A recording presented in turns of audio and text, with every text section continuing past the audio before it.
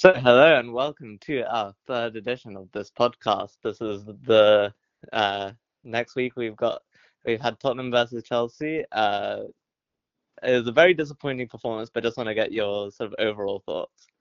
Yeah, I thought it was really bad. I think that the XG doesn't necessarily represent the game as bad as it was. So, for hmm example, uh, our XG was 0.05 hmm and Chelsea's was 2.92. Wow. Yeah. I mean, it's very stark. It does show the lack of attacking sort of flair and creativity that we have in the team. Yeah, and how many shots do you think we had on target? On target, one. Yeah, that's correct. Uh, It was and what was I Chelsea? didn't know, I can't even tell you what it was. Chelsea? uh no, like nine? Yeah. Oh wow. Wow. That's really really impressive. What's 14 times 12? 168? No, 100. Yeah, well No. done. Wait, is that correct? Okay, okay. Who will Did- win next week against Man U? Like, what would the uh score be? wait, is the tournament new next week? Yeah. Oh, oh, they're both bad. They're both really bad. Uh I'd say nil-nil. I just have zero hope in our attack. What do you think? You have zero hope for our attack and zero hope for theirs. Yeah, exactly. Okay, okay. I'll get on to my prediction at the end, but that's good to know. So yeah, okay. Back to today. What? So Thomas Frank tried with no wingers and playing Kudus and Simons kind of in like a kind of cams, kind of strikers, like both like sort of like rotating with each other, and Saar playing attacking midfield with Benfica and Palhinha in the defensive midfield is normal. Do you think that? I mean, obviously in hindsight, it didn't work in terms of the performance, but do you think that it's a possibility going forward for us to play like that, or was it more than just Chelsea overwhelming us? So I think for the game against Newcastle, we played Bergval and Simons, with basically no left winger, Hmm. and I think that actually worked well at times. We were able to get through, hmm and so yeah, we were able to get through, and I think Thomas Frank decided for this game that okay, it worked against Newcastle at times. We were able to string some passes together. So now against Chelsea, let's try it again. And with Odebear coming back from injury, he kind of went with a more negative approach instead of Simons and Bergvall. He went with um, Bergvall and Saar in the more attacking roles, and I just don't think it worked, especially with Bergvall going off injured and then Simon's coming on and having one of the worst performances of a substitute that the substitute got Get substituted. substituted, yeah. Like, what did you think about Simons? Yeah, it was really disappointing. I think him and Porro were the outstandingly bad ones in terms of the main game. I mean, Brennan coming on was never going to help, but yeah, I think in terms of the main game, those two are the big disappointers. I think it's tough to be able to sort of string passes together. It seemed though, like especially in the build up. And then Simons, as soon as he gets the ball, and he had the ball in some good positions, and just let it go straight to them, and that press was really good. I mean, I don't.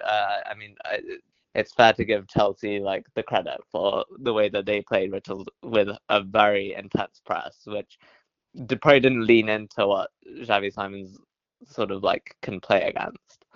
Yeah, so I agree. Porro Porro was really bad today as well. Mm. Whenever we were giving the ball to him, he was giving it away, and from corners, nothing much happening with him, and he just kept kicking it down the line. And Chelsea were reading that every time. That's been our tactic this whole season. Give the ball to Porro and just kick it down the line, and hopefully Kudus can make something of it. Mm. And this time Chelsea were on it. Like they were Yeah. ready. Caicedo basically would come over to that side with Kudus and basically took him out of the game.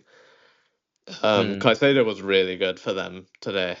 Yeah. Yeah. Uh, I mean, their midfield was just overwhelmingly powerful. yeah, they were. It's just that they were able to press us, and they were able to keep the ball under pressure. Yeah. Yeah. Which is for Tottenham, like we I feel like we're too one-sided in terms of we're either like Paulinho, like amazing defensively, can't do much going forward. However, Mm. due to the stark lack of creativity in our team, is showed some glimpses against Newcastle at times going forward that he was potentially better than a lot of our attackers.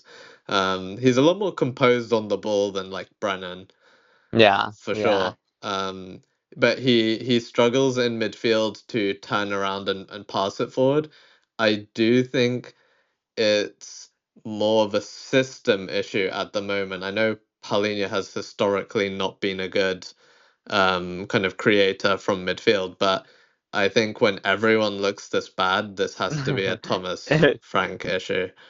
Yeah, yeah, and then that kind of like brings it all together, right? Is that Thomas Frank has tried with the traditional wingers and Simons or someone else in the attacking midfield, and then he moved to nobody left wing against Everton and continued that against Newcastle, and then no wingers at all today.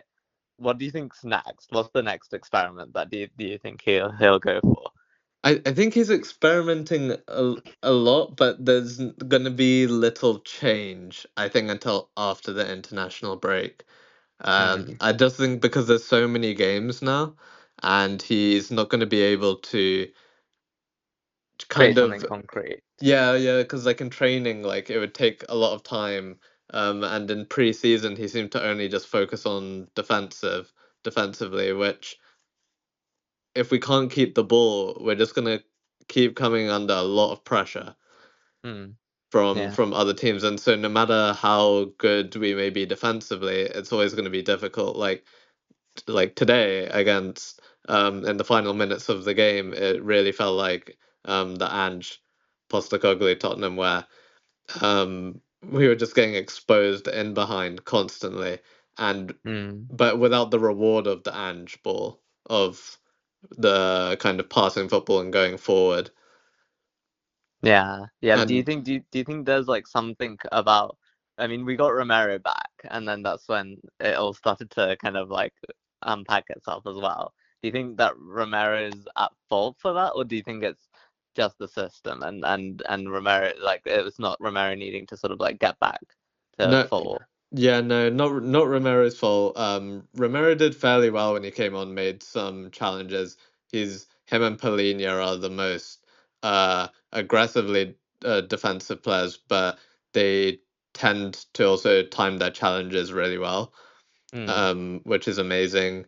Again, defensively, and Romero's probably a really huge miss because he's, I'd say, one of the only players that we have that are amazing defensively, but also he's really underrated going forward. Um, Mm. like there were a couple of times he did give the ball away, but uh, even just today there were some passes forward to Kudus, um, and down kind of the right hand flank where uh, like Danso could not do that. Mm. It does seem very right hand sort of heavy towards the end of the game there. Like as in, I said I didn't think Odegaard got a touch. Yeah, he didn't get a touch. You're right, and I, I th yeah. I think we even did that against Everton when Hmm. we had Kudus and Johnson On the right, on the yeah. right, um, and I have to admit, my prediction was really bad. I thought we were gonna win 3-1, and we had three shots and one on target. So And we, yeah, so those would have had to be perfect shots for you to be.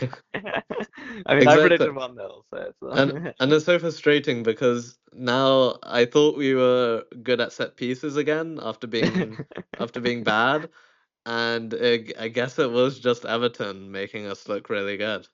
I think we need the towel back if we want to get our set pieces good again. Yeah, but now all the teams know about the towel, Yeah, that's and why they're rejecting our that's why offer. they're rejecting it. And you saw today Danso had to dry it with his shirt, and there was Yeah, no and towel, Poro had to do the long throw. and Porro, he tried his best.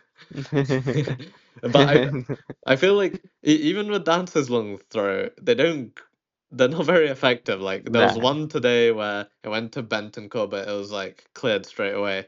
They're not Mm. that effective, and I am firmly a believer that Bergwell should take over the long throw duties. More efficient, doesn't need a towel, has experience drying it with his shirt. He definitely deserves a go there because against Bournemouth, the most dangerous long throws were from Bergvall. Yeah, yeah. So then, do you think maybe like in the summer when there's less rain, do you think then Dance will have a shot at doing the long throw properly? I actually think with Danso, the main issue with his long throws, I think he obviously can sometimes throw it in fairly long, but I think he doesn't lean back far enough. Hmm. Just before he takes it, and Bergvall like leans back like quite far Hmm. when he takes it, but yeah, I think that those like Bergvall deserves long The throw chance. duties when he is playing. It's a shame that he had to go off today. And the other thing I wanted to talk about is the substitutions again. Hmm. You're They so made excited no they're not about impact. coming on. Yeah. They made zero impact. Yeah. Yeah. So we had, well, I mean, Simons was the first substitute with Yeah. with arguably negative impact. Do you think But Bagwell? Do you think do you think Bagwell could have Simons gone will off? become good? I do think. I mean, I do hope so. I mean, he's got such incredible potential, and he's someone who's come in like with this sort of like background of good teams, good talent, and so then you think that like it's something that can be brought to tournament, something that's desperately needed, but he seems to be more blending into our way as opposed to standing out, which is what Kudus is doing. Kudus is very much standing out, which is great. But I think it would be nice for us to have Simons bring himself up to the level that he normally plays at and should be at for the price tag that he paid and the sort of fame that he has and the expectations. I think that we need. I think like we obviously. I mean, we've lost Kane, but and Kudus is like nearly there in terms of being like a very much cemented first team player that we can like recognize as a winger like constantly. You know, like someone who's a stalwart in the team. But then I feel like everyone else is very much replaceable, which is really concerning because you want more sort of like recognizable threats. And Simons is supposed to be one of those people, but he really isn't there yet. And I mean, I know he's getting compared to Wirtz, but it's like, isn't it? I think it's more of a Tottenham problem maybe than a Simons problem, but he is really much blending into the Bentancurs, to the the lack of creativity. Yeah, I agree. I think it is more of a Tottenham problem, and I think, like you've said before, when Spence gets the ball, like he's pressed and he has literally zero options when Hmm. he gets the ball. And I think because Simons tends to play more towards the left, it's literally only Simons and Spence. I think the main issue uh, with us on the ball is that there aren't many options close to the players, and even if they are, it's very rarely that we play any risky passes. They're they're always playing the ball back or to the side, and Mm. it's really frustrating. I don't know how that can change effectively. I really don't know until we get like a week break in between games. So I think it's going to be a rough Christmas period. But the thing is that this is where the games are jam-packed and we have the chance to sort of gain momentum. So do you see a small, like, sort of holding out for like small wins kind of thing if we do get any goals and just, you know, protecting the leads kind of thing and sort of going for sort of gung-ho? Yeah, I think we can do that against the weaker teams, like Mm. we did against Everton, where we created literally nothing from open play, but Mm. got it done via set piece. Um, I think we shouldn't be in a position like I don't think we'll be thrashed by a team in particular.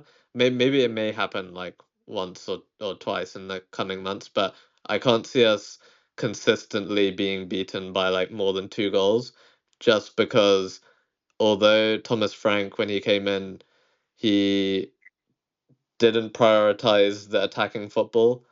I think he has instilled a really good I would say like fitness and approach to defending. So, for example, like the game today, we covered more distance than Chelsea in position in like distance covered, and Mm. we also out sprinted them as well. Wow, it really doesn't feel like Yeah, that. it felt like they were wasted sprints. They were probably from us giving the ball away and having to Yeah, and then sprint back. chasing. I did Yeah. find it really interesting that from our long throws, Chelsea then were like when we were preparing for the long throw, Chelsea then had they told Garnacho, João Pedro, and Pedro Neto to go forward.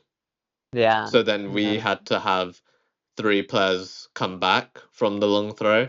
And I think maybe other teams with fast or good attackers will start doing that against us. Yeah, I mean, these were like a challenging set of attackers. Do you think there'll be as much challenging attacks that we'll have to face in the coming games? Like, I mean, Manu, do you think like Mbeumo and Cunha have that ability to put that much pressure on our defense again? I don't think they have the pace to. I think they will put pressure on the edge of the box when um they're kind of making their way forward. But I think on the counter attack, I'm not really concerned by Manu, to be honest. Um, and I Mm. think even in the coming games, maybe we come up against some faster attackers in I games mean, like PSG when we eventually do face them. That's going to be a real yeah, concern. But I yeah, mean, we did hold out fairly well mhm. earlier on, but I think they're going to be a lot better and we're going to be a lot worse.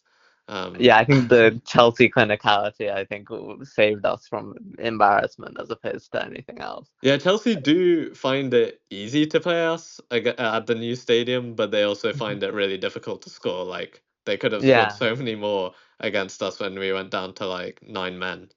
Yes, yes, yes. With Ange, but they only just beat us, and even today on the scoreline they only just beat us, but they really should have scored more. Outplayed. Yeah. Vicario is a really good one-on-one Yeah, yeah, goalkeeper. yeah. He did impress. Do you think like how many good performances do you think to save his sort of Tottenham career? Uh, I think I think just like he this will kind of happen. There'll be cycles. So today we can he saved us in the first half, especially from the João Pedro one, and Mm. even in the second half. I think he's just an amazing 1v1 shot stopper, but then there will be cycles where the opposition throw uh, some like big guy in the box, like if Tolu from Wolves comes back, Yeah. or they have like a fast attacker that can score from outside of the box. that's where he'll then get criticized because he's not too great from outside of the box or from corners. Hmm. And I think that Sanchez actually for Chelsea is like the opposite Vicario. I think he's Yeah. probably a bad one-on-one shot stopper, but really good from corners. Yeah. I mean, Like even it, his distribution as well today, the throws he did were really good. yeah, yeah. Like they had zero concern from our corners. Hmm. He was catching a lot of them as well. Yeah. Yeah, it's true. Okay. Now looking ahead, we have Tottenham versus Copenhagen on Tuesday. Initially what like, and then we have Tottenham versus Man U on the 8th of November, so next Saturday. Then we have a 2 week break before Arsenal. Yeah. So do you think in that break between the Man U game and the Arsenal game, is that when you think Frank will have the chance to sort of solidify and concrete his attacking uh plan? No, No. no. He Uh, needs more time. he does need more time. However, I do think we will see a couple of tweaks, but because of the international break, a lot of players won't be able to train Yeah, to train. with the changes. So I think Thomas Frank can prepare then, but we won't. We may see some slight changes and slightly different approach. I think the best approach for us going forward is to probably never play Richarlison and don't bring on Brennan. Like unless like Kudus and Odegaard are injured or whatever. But then Just even then, like bring on some youth academy players. yeah, Luca Williams Barnett Yeah, should bring play yeah. instead. I just not no more or, Richarlison. or recall Mikey Moore out of desperation. Yeah, Just but even he's not a proper winger. But yeah, yeah, I at know. least someone that can dribble past a player. Yeah, And I Chelsea just mean, have so many of them that can I know. Yeah, dribble they past. just have that surplus. Oh yeah, let's just bring on, but let's just bring on someone else. It does feel frustrating. I mean, it's obviously the power of the ownership, but The I power of mean, money. yeah, the power of money, exactly. So then coming up to January, do you think Tottenham have reinforcements to make, or do you think it should come tactically first before we decide what we need in terms of the attack? Yeah, no, we definitely need to get Bolster. we definitely need to bolster and like we need to force Richarlison out. We Yeah. have to at this point. Like his value keeps on declining. I remember there was the 50 mil Saudi bid I from before know, I that he know. declined that he He just like loves to stay. He just really wants to be like. He just really wants to be a thorn in our side. this loyalty I wish is transferred to like Kudus or something. Or And Vanderlei. Kudus will never leave. I mean, maybe, hopefully. But with Richarlison, I don't even know how much we can get for him anymore. I would be Hmm. happy with 15. Yeah, I mean, no, I think there are some like teams in other leagues where they think he'll be like a shirt sales kind of person, and like he'll get like people in the stadium type thing, like Who is buying a a figure. Richarlison shirt? Yeah, that's fair. That's fair. But like I like he's Brazilian. He's got like attitude. Like maybe they think he's he's a pop star. exactly. Yeah, he's a pop star but without any talent. Yeah. So he just pops. Okay. Anyone who buys a Richarlison shirt, like they deserve the option for it to be refunded. Yeah, or Oh, actually, or no, they they don't. They don't. no, because they How chose dumb are that. They you did to that. buy a Yeah, Richarlison yeah, yeah, shirt? yeah, yeah. That was your choice to say, oh, okay, Richarlison is gonna be the next big thing. Yeah. That's fair. Okay, so then in January, like not talking about like dream players, I'm talking about like realistic signings. Give me one name that you think that Tottenham can/should sign, Um, because January is a tough market to get anyone. I feel it like. is. I Well, Kulusevski should be back by then. And you're putting your hopes on Kulusevski. No, but I'm hoping. I don't know. You don't. Yeah, maybe I think we need to sort of let the dust settle on like the initial part of the season and let sort of teams decide who's like available to let go, etc., and then sort of had this conversation. But it's something that we do need to start thinking about is who do we want to fix this? Because there's something that desperately needs fixing. we I do want us to focus on tactics first though, because I feel like we've got enough good players here to do something. Like if you think about it, Kudus, Odebe, and Kodemwani just initially is like that's good. That's definitely good enough to win us games and to be a threatening attack. yeah, that's right. That's definitely right.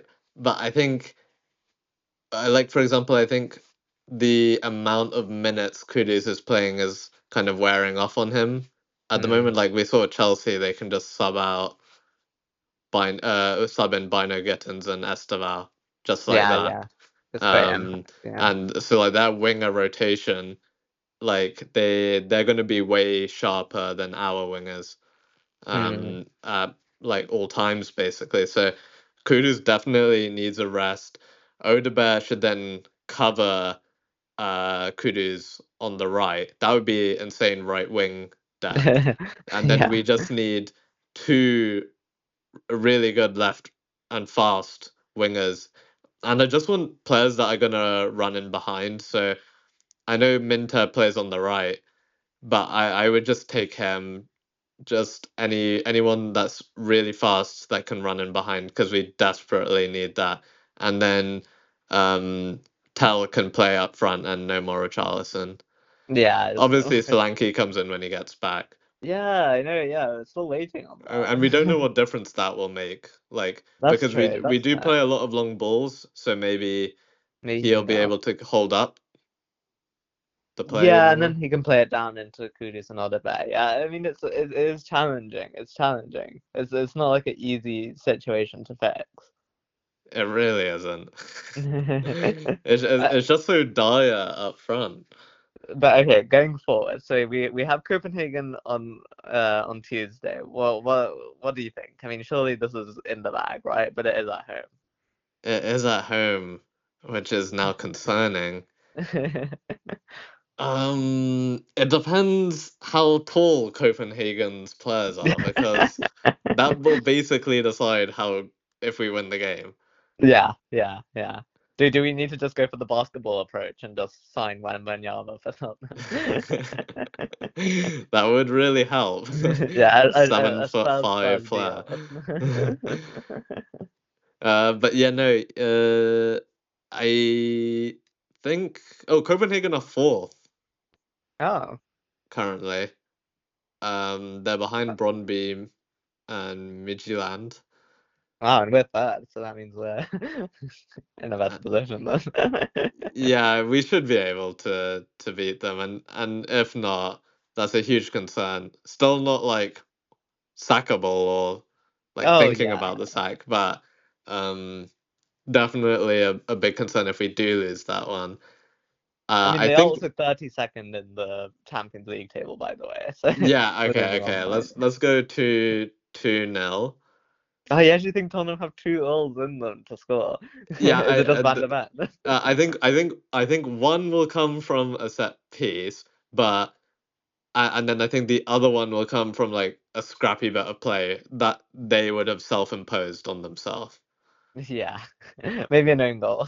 Yeah, own Because goal you're needs saying to come back. yeah. You're saying you want the own goals to reign supreme. Yeah, the like Van de Ven is running away with it, and we need own goals to catch up to be our top goal scorer. Yes, very true. Okay, And and what's your then prediction? okay, I'll go 1-0. I'm still very scared. I said 1-0 against Celtic and we lost 1-0. You're Uh, scarred from the performances in I attack. know, I know. I just want Tottenham to score. I like score like many. But we had scored the most in the Prem. Yeah, I don't until understand today. that. I don't feel like it. It doesn't feel like it. I feel like that they're lying to us about these stats. I don't want to believe it because I think it inflates like what we've done. Like I know we won 3-0 against Everton, but it felt like we won 1-0. You Yeah. know, I want more conviction. That's what I need. Like it still wasn't a convincing win 3-0 win. So yeah, I'll go 1-0 very unconvincingly. Even though it's Copenhagen, but And I just don't want to underestimate anyone anymore. that's the perfect quote for a Spurs fan. We will not underestimate anyone anymore. Until we do, yeah. Anything is possible. Exactly, anything's possible. And then Man U. What are you saying? I mean, we So you Man U say aren't in nil the best nil. of form, huh? You say nil nil. I said 0-0, yeah. Mm, is that one at home? Uh, Oh my it gosh, it is. it is, it Oh is. no.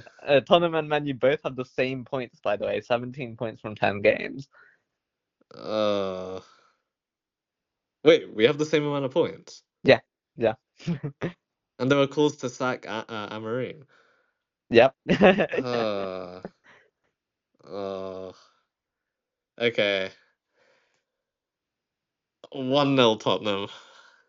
No, surely not. Yeah, yeah. I think, yeah. I think if we can beat Man U with Brennan in the final, I think Richarlison started as well. Yeah, I know what you Then I mean, but think anything is possible. that does feel like a different Man U there. Man U spent all the money and we didn't. Yeah, but I'm still confident. Okay, I think they're too cagey to cause us like a huge threat. I think there will be some times like Amad Diallo or Mbuemo get into a dangerous position, but I can't imagine too many other players causing concern. I don't think Cunha will do too much if Romero and Van de Ven are playing. okay, okay. I like your positivity. And I we've think definitely I got a think set piece in us for sure. you think so. You think over the next two games, Yeah, I think we'll score two set pieces, maybe more. wow. Because I mean, I hope you're right. yeah, I hope I'm right too. Okay. uh, I'll go 1-0. I think Oh, you're changing it. yeah. I was gonna go 0-0, but I'm now going 1-0 because I think Man U have too many good attackers. Like I know they're not great, but I think like I don't know. I feel scared that Tottenham can't keep two clean sheets in a row if they do keep the clean sheet against Copenhagen and to like sort of just like withhold so much attacking pressure. So I'll go 1-0. Okay. But that's just again me being like Never underestimating anyone again. exactly anymore. Anymore. Who had you underestimated? Well, I mean, I underestimated Bournemouth, and that Okay. was obviously wrong. I underestimated Brighton. I underestimated. I underestimated Chelsea. I didn't think they would be this overwhelmingly good. Even though they are close to sack Maresca as well. Speaking of sacking people, so I think I've just realized that we need to set the expectations low and be surprised as opposed to uh thinking that Tottenham have the momentum from Europa League and from new management, etc. Yeah. Yeah. Okay. Well, we'll see. And at the moment, your predictions have been a lot better than mine. Yeah, mine have been great though. Yeah, because we just keep predicting Tottenham to win. Yeah. I think that's where the mistakes have come from. Well, thanks, and see you guys next week. Yes, thank you. See you.